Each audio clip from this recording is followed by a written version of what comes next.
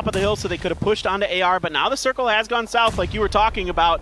They're no longer in it. Box still in a fight, but now here comes RRQ Athena. There is tons of damage being done. Box is very, very weak. If that grenade is on the mark, that could be some more. Yes, that is going to be one down. Another knock. This is a great push from RRQ Athena. All right, D2E. He does get knocked himself. Senior and Arnie trying to back.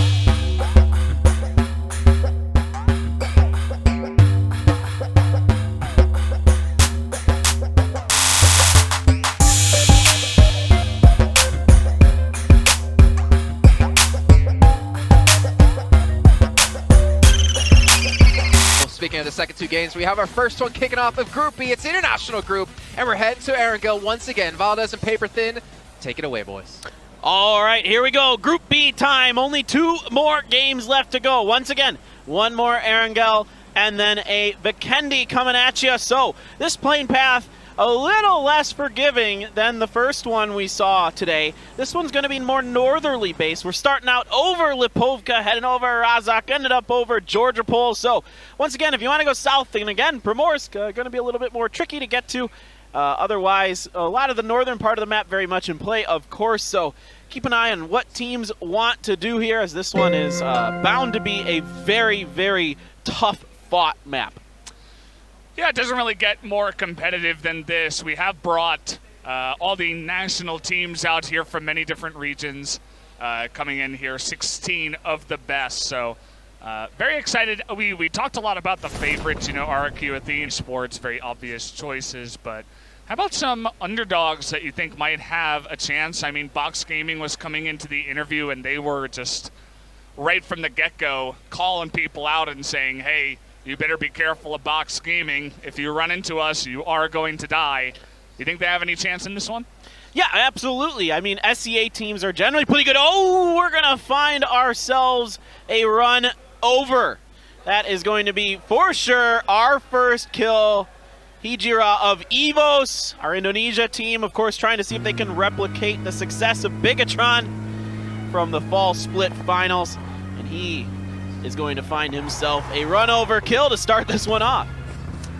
Great start here as the circle way over towards the west. This time around, you'll notice that it's similar to the one that we had in game 1 of the entire day, but it's even more west and has more water on top of it and less of the military base. So again, we saw the MENA teams coming in here, the Middle Eastern, North African teams coming in, getting pretty aggressive on Erangel. I'm curious to see what these international teams will do and how they'll mix it up coming into this kind of circle. Yes, you can see Box, that team you were just talking about, Valdez, they are splitting Yasnaya with ETG. This is the Korean team who got 15th at the PMCO Fall Split Finals. And there, of course, Korea is a region in, when you say esports, you think Korea immediately. That's the first country you think of, the country where it all started and where you and I actually reside, Valdez. So yep. we of course might have a little bit of bias much. Yes, thank you, Jason.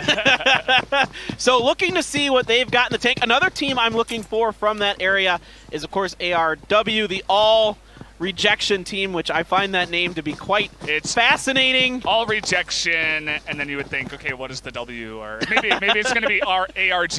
Yeah. No, it's AR Gaming Wisteria. Wisteria. And then it's like, oh, okay, that's kind of interesting, not what I was expecting. It's a mouthful, to be sure. It's hard to say, but that whole region, of course, there's between them, you know, Japan, Korea, and China, there's a big rivalry there, right? That's something we should be talking about now with all these international teams. You know, we don't have 2 teams from the same country here. Everybody is from a different country, so there's a lot of international pride at stake, of course, the prize pool as well. So I kind of want to see if maybe some of those, you know, Eastern Asia teams kind of duke things out. That is going to be a big question here, as beside going all the way. Yeah, but again, the circle is going to be moving in just a second. Right now you can see it's pretty eastern heavy just because, of course, the circle is west, so most teams have to come in from the east, and you don't want to risk traversing some parts of this terrain, and oh my, now we're going back east. So this is pretty nice here for a couple of these teams. Like Top still in it, of course, and then a few others in the middle there as well, like the Kazakhstan team, Goskilla. They're right almost dead center, but there's, again, a lot of field in these circles. Moves being made as well. It kind of looked like China and Korea were on a collision course there. as Top Esports was coming from the west and Korea from the south. But we're taking a look here at Goskilla once again from Kazakhstan. Pretty happy with their position. It's right in the center of this circle, so they're not going to be moving anytime soon. Yep, Red Canids putting some shots at Team Queso and C9 as well, putting some damage in there. So trying to see if they can punish Queso for making this rotation, but they are going to find the north end, what I like to call the chopsticks. There, at first, when I first looked at the map, I thought these might be airport runway strips. Yeah, but they're not. They're just like, you know, drainage ditches. That's my story about that location. It's good cover, right? I mean, they're going to set it up and even get cars in position to just cover their backs so they can sit in that little ditch there and control a pretty good spot here on the map. And if you're really confident in your shooting abilities, you can fan out down the entire line of those chopsticks and cover a ton of ground, get some information, and it's pretty easy to defend because your head is never going to pop up unless you want it to. So it's a pretty safe way to cover a lot of ground and keep teams from rotating across you, or at least if they do, you kind of have a good idea of where they're going.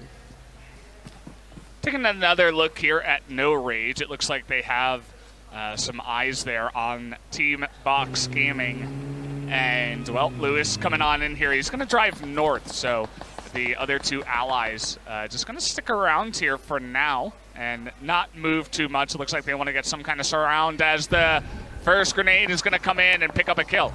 I wonder how much Box realizes they have No Rage completely blocked in here. No Rage is surrounded on all sides, and exactly why. They've got smokes coming up. They need to defend this position. Look at this, another knock already. Loki trying to come around the corner with the M16. See if he can finish off Helios. A little bit more damage, and now Box knows that this is real bad here for No Rage. A lot of damage coming through. The grenades are in there, and in fact, that is going to be No Rage down. Taken out here as our first team eliminated, unfortunately, as they were from Germany. So pour one out there for your boys from Germany. But we'll take a look. I mean, you'll notice that even though we are here in a third circle, we haven't really had too many teams going out just yet. I mean, there's 59 guys still alive on the map. Yeah, not too surprising. You might see a team go out early on, but this hard shift is going to make things a little more interesting. That eastern side of that circle is going to be dicey. It is very exposed. Those chopsticks that I was talking about on the southeastern part of the circle are going to be very valuable for a while. That compound that Top Esports has as well can be very powerful to try to control some of that situation if you can catch some of those teams in transition. Unique there is moving on up. They have the center position. They have Gatka. And that is definitely where you would like to be right now. Good start for them as one of the members here from ELEMENTRIX is going to go down. Junior taken out here from the side by Entity Gaming from India. So getting on up there, Poopa Man losing one of his allies so far. Yeah, Entity got to be one of the favorites coming into this fifth at the PMCO Fall Split Grand Final. So they're definitely a force to be reckoned with. TQ still trying to hold down the northern part of the chopsticks, and now Box has moved up and over after dusting No Rage. They are coming in, and those grenades, they can funnel into this circle pretty nicely, and it does a bit of damage there to Marco and Axial. They aren't down, but they are weakened. So if you can get these grenades to roll in on right, you can start getting some knocks and potentially try to push up over that hill. Some counter grenades coming through, though, getting Box to back off, getting them to move their vehicles back, trying to keep them safe, trying to keep them out of grenade range. Yeah, very curious to see how Box is going to attack that position, but once again, over to Gonzo here, who is going way up towards that northwest position.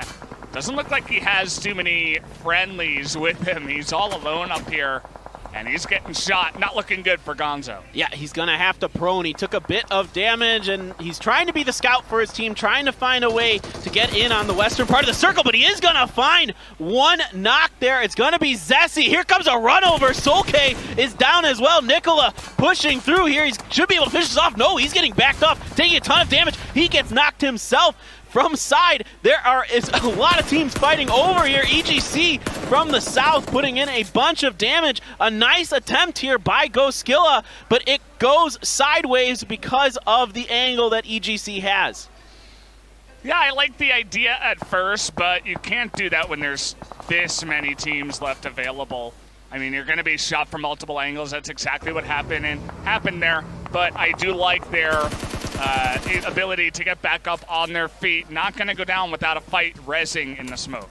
Wow, this is really aggressive stuff here from Goskilla. I might have been tempted to just back off of this one, but a really nice job by them to get the smokes down, cover the angle so EGC can't see them, and push on through. At least get into the circle for now. They really need to bust into this compound that the Japanese team has above them. ARW is only 3 strong, and it is the better position. If they can get up and in there, they should be safe-ish for a little while, and you can see they're trying to push up. That is going to be one knock. Mateo does get the knock and the flush on the Nicola. So now 3 is more shots coming in once again from EGC. You can see EGC just knows if they keep putting shots into this smoke, they can keep getting knocks. Yeah, you take a look at the health bars there, as we will also take a look at the circle down towards the bottom side. Your chopsticks finally going to be pushed away from that circle, but still a decent amount of cover on the outsides. The middle, though, very field heavy. We'll see who is going to make that first play. Yeah, and this really stinks here for Goskilla. You don't want to blow up these vehicles that early, but they have no choice. They need to make static cover because they're basically out of smokes. It would have been nice if they had some smokes to get up on top of the hill so they could have pushed onto AR, but now the circle has gone south like you were talking about. They're no longer in it. Box still in a fight, but now here comes RRQ Athena. There is tons of damage being done. Box is very, very weak. If that grenade is on the mark, that could be some more. Yes, that is going to be one down. Another knock. This is a great push from RRQ Athena. All right, D2E, he does get knocked himself. Senior and Ernie trying to back him up, seeing if they can get the res. And Box, they do finish them off. A great push here by RRQ. Yeah, D2E a little bit unlucky there with the weapon swap, but you do like to highlight that push. Fantastic timing there from RRQ, but now VIP in a bit of trouble trying to fight them off. Top Esports now actually being knocked a bunch. What in the world? There are 4 teams here. Queso, Top, VIP, Red Canids, all here, all fighting for this position. Of course, it is an amazing spot in the circle, and it is on the southeast part where so many teams were. VIP is in here. Tons of damage being done. They do get the knock onto members. Oh my gosh, everybody is taking everybody down. This is absolute chaos. The Canids so far are holding out the best. Yeah, looking pretty good for them as ELEMENTRIX trying to make their way now into the mix. Taking out a bunch of low members. Maxon gonna go down. Yeah, okay, EX comes through here. They do find themselves, despite losing Junior early, because they found the benefit of being the late party to this massive, massive fight. Ooh, but Ben V has a smoke down. This could be tricky. Does he know that Dragon is in front of him there?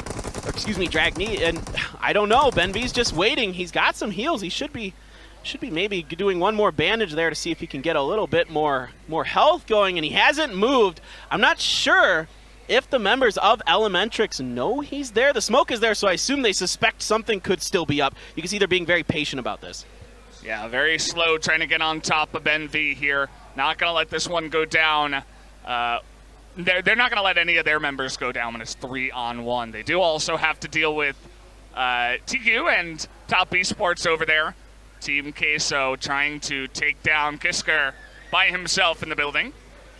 All right, still, okay, finally Ben V is cleared out of there, and we are going to see another circle. It goes way up north, so Gonzo has found his way somehow into the middle of this circle in all of this chaos for Goskilla, the last surviving member for them.